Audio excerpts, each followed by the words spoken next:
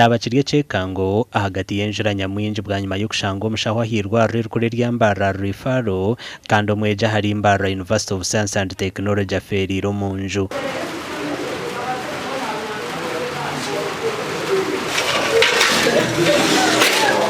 Nechigambwa ngo mushahugu Dr. Rukia Abola kandobire nashuma masters mu kusirisa n'ingash anesthesia ahitendekero rya master ku rwo muri district ya Rira yafakasheshekerizo bo yabana yitebekanisa okuzaha moromo Filipanyo professor wa fe mwana wange Rukaya professor Rukia abate bakwano kwa mwana wange Maria Mukasozi abakola ku Bara University Science and Technology afudde chikutuko asangibwa mu nyumba nga afudde banange twala hajani tula alwa amwemirembe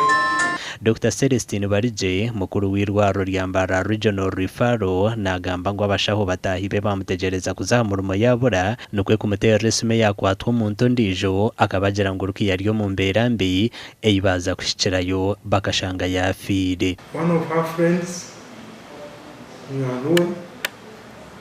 nuweja kubwamba ngo umukazi katakwije kamusigayo najwara nayo so bagezo batera isumiye hatina ujikwata kwarwa hajiro wajikwata nangwa mwabagira ngo umuntu tarkwiseje so nkabashaho umuntu wakugira ngo takwiseje none umanyi cyabo ubundi ninga suspecting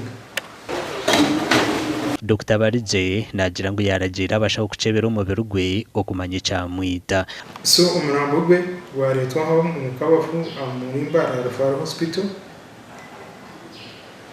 akwantu enda kucebera tukarekita mu ndo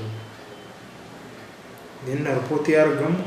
bataho mutora atangikira Polisi tabasa kugira ciyagamba yakoma apartments ahabire natura nukwe kutwaromberwa hirwa ruri ryambara ahabire nakora obwo kucondoza kuri kugendo misho ahabwa TV West ndi Elias Rutugusa.